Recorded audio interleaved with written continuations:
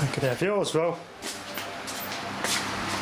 Back to this Astor GPM radio, been a while, I've been sitting around. The bloke who owns this is in no hurry. He says don't rush, if I fix it, if not, don't worry about it, it's not a big issue, but I'll try and investigate it further. I've disconnected the transformer to the speaker, and that's actually open circuit. A lot of the tests are B to B+. You need a vacuum tube analog voltmeter. Because it's a tube circuit that uses high voltages. A digital modern multimeters, although they'll support the voltage, they won't give a true reading because of the frequencies of these old radios and the voltages they operate at, and messes up a digital modern multimeter. You have to use an old school analog voltmeter for this sort of thing, which I don't have. B plus supposed to be around, I think it's 290 volts or something.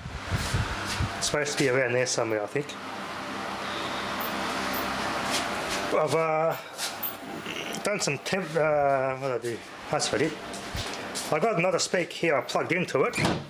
I'll set it up and get it going again. I'll show you what it does. That's only half the problem with this radio. It's not what's actually the only thing that's wrong with it, because I've checked the resistors. They aren't open or short. They aren't too far out of tolerance. All caps have been replaced, as I did a video on this thing last time.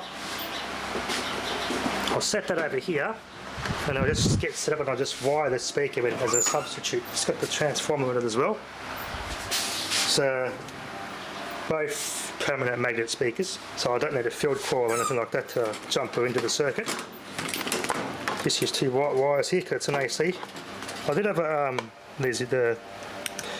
these aren't designed for high voltages, so you've got to keep in mind this isn't this sort of clip that I should be using, because these wires there, they're not designed for the equivalent to a mains voltages here, even though it's running through a transformer. It's not a serious string radio, but it is going through an isolating transformer. But you have a centre tap. With some models of radios, you have a centre tap, 350 volts, 350 volts, depending on what radio it is. Because the valves operate at a high voltage. Just treat this like you're working with mains. Basically, it's practically is mains. Just treat it like that. I'll hook this speaker up and I'll just show you what it actually does. It does work, but there's no audio at all. I am getting something to the speaker, but it's not a very loud signal, just a silent or a quiet hum, regardless of the volume. So I just plug that in there. There's my little plug under there. I'll set this all up and I'll just show you. I'll unplug that little repeller thingy. Running off the grid, of course. Jump it in as it would normally be with an original speaker. See that?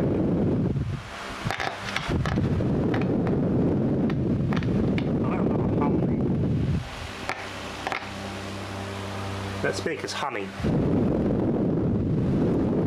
There's actually no signal getting to that speaker. I think I've substituted valves, and they're not the problem. Valves have been substituted and they all just performed fine on other radios, so it's not a valve problem here. Just got a hum, the volume does nothing, the tuning does nothing.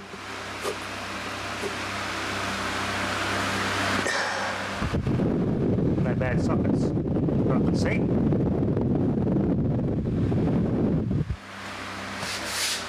Another valve in here somewhere. There it is. There's no dirty sockets there. It's the audio output valve there.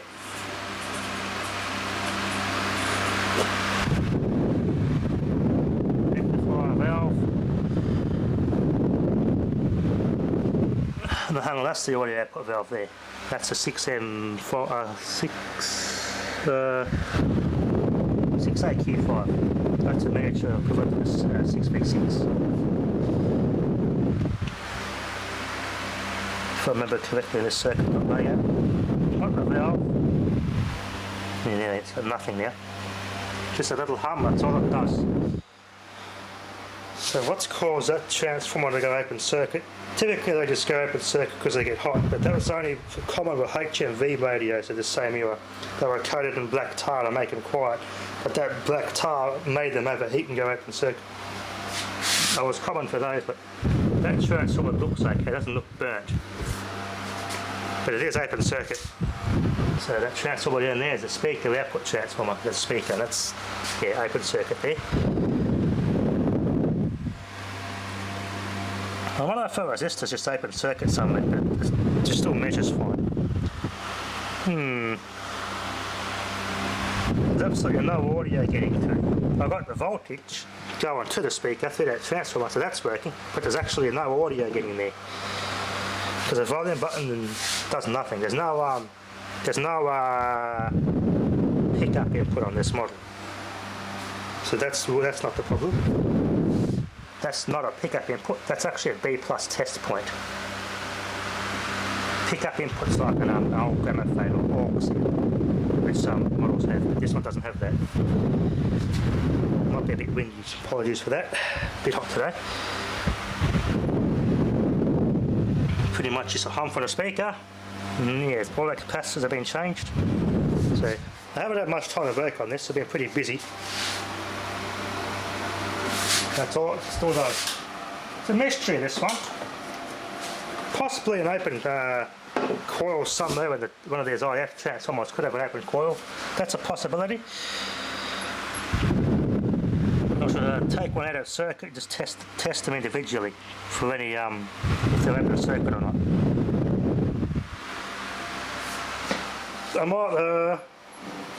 I might do a little trick to test resistors using this little power supply and a little load across them, like a light bulb or something.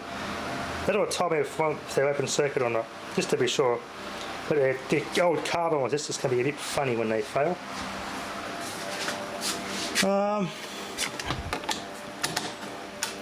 You haven't fixed a valve radio in a long time.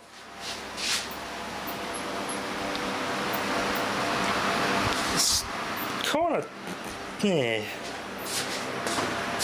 It's just in case you wonder, it's a Astor model GPM, one of the mid 50s. It's from 1955. Take that off there.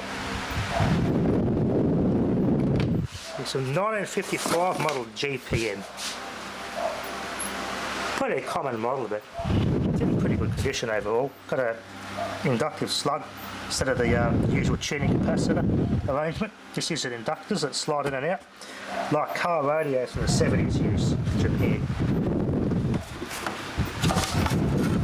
It's a bit of a challenge, this one.